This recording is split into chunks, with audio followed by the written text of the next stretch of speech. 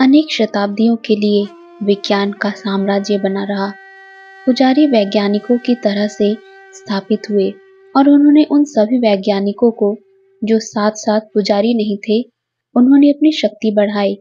उन्होंने विज्ञान की पूजा की और उन्होंने वह सब कुछ किया जो शक्ति को अपने हाथों में बनाए रखने के लिए और सामान्य आदमी को कुचलने के लिए और उसको सोचने से वंचित करने के लिए वे कर सकते थे।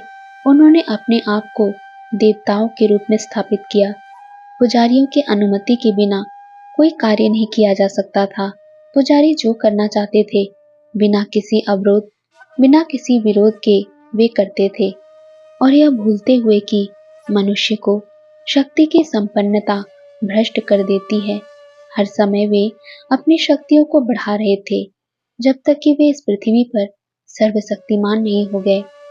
बड़े-बड़े हवाई जहाज बिना पंखों के, बिना ध्वनि के हवा में उड़ते थे, हवा में खो जाते हुए जैसे, अथवा ऐसे गतिहीन चलते हुए कि पक्षी भी नहीं चल सकते। वैज्ञानिकों ने गुरुत्वाकर्षण पर स्वामित्व करने के रहस्य को खोज लिया था। आदमियों के द्वारा, किसी के भी द्वारा पत्थर के बड़े से बड़े खंड जहां आवश्यक हो एक स्थान से दूसरे स्थान पर हटाए जा सकते थे और उनको एक अत्यंत छोटे उपकरण के द्वारा, जो एक हाथ की हथेली पर ही रखा जा सकता था, जैसा किसी के द्वारा चाहा जाए वैसी स्थिति में रखा जा सकता था। कोई काम बहुत अधिक कठिन नहीं था, क्योंकि आदमी मशीनों को बिना किसी विशेष प्रयास के चला सकते थे। बड़े भारी इंजन पृथ्वी की सतह के ऊपर शोर करते थे, कोलाहल करते थे, परंतु समुद्र की सतह से आनंद के अलावा कोई चीज नहीं चलती थी, क्योंकि समुद्र से यात्रा करना बहुत धीमा था, सिवाय इसके कि जो केवल आनंद के लिए, हवा के संयोग के लिए और तरंगों के साथ खिलवाड़ करना चाहते थे, केवल वे ही समुद्र यात्राएं करते थे। हर चीज हवा के द्वारा और छोटी दूरियों के लिए पृथ्वी के ऊपर होकर ले जाई जाती थी। लोग विभिन्न देशों में जाते रहते थे और उन्होंने वहां उपनगर बसाए, परंतु इस टक्कर के बाद अब उनकी दुरानुभूति की क्षमता खत्म हो चुकी थी। अब वे आपस में एक समान भाषा में बोलते थे। बोलियां, उपबोलियां और छोटी से छोटी चीज चली गई। अंततः वे एक दूसरे से काफी अलग हो गई, जो एक दूसरे के लिए समझने में भी कठिन थी। संचार के पिछड़े जाने के कारण एक दूसरे का दृष्टि, एक दूसरे के समझने की क्षमता या सफलता समाप्त हो गई। जातियां आपस में झगड़ी और युद्ध शुरू हुए। खतरनाक हथियार आविष्कृत किए गए। हर जगह पर युद्ध खड़े हो गए। आदमी और औरतें आहत होने लगे और भयानक किरणें जो उन्होंने पैदा की, मनुष्य जाति में कई तरह के बदलाव ला रही थी। वर्ष गुजरते गए और संघर्ष अधिक तीव्र होता गया और संहार अधिक भयानक।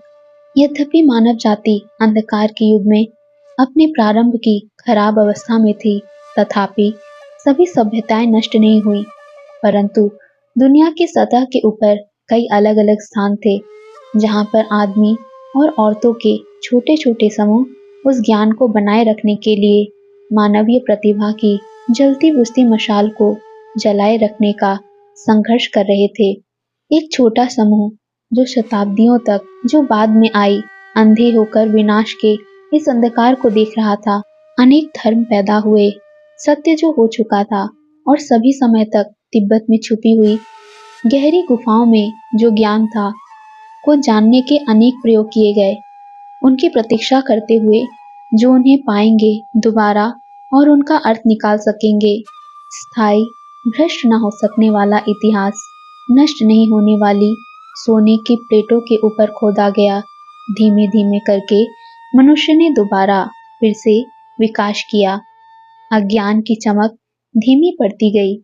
असभ्यता धीमे धीमे अर्ध सभ्यता की ओर बढ़ी।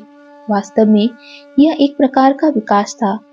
फिर से शहर बसाए गए और मशीनें आकाश में उड़ी। एक बार फिर पर्वत कोई प्रतिबंध नहीं रहे। आदमी पूरे विश्व में घूमता फिरता, समुद्रों के आर पार, जमीन के ऊपर पहले की तरह से ज्ञान और शक्ति के बढ़ने के साथ साथ वे अधिक घमंडी हो गए और कमजोर लोगों को दबाने लगे। अशांति हुई, घृणा, उत्पीड़न और गुप्त शोध कार्य। ताकतवर लोगों ने कमजोरों को दबाया, कमजोर लोगों ने मशीनों का विकास किया और तब युद्ध हुए। दोबारा से युद्ध जो वर्षों तक चलते रहे। हमेशा वहां नए और अधिक घातक हथियार बनते रहे, पैदा किए जाते रहे। हर पक्ष ने अधिक से अधिक खतरनाक हथियारों को अपनी तरफ को पाना चाहा और तिब्बत की गुफाओं में हर समय ज्ञान पड़ा रहा। चांगतांग के उच्च देशों में हर समय एक महान शहर पृथकृत बिना सुरक्षा किए विश्व के सर्वोच्च अमूल्य ज्ञान को संजोए हुए पड़ा रहा, उन लोगों की प्रतीक्षा करते हुए जो यहाँ आएंगे और देखेंगे, प्रतीक्षा करते हुए रखे हुए।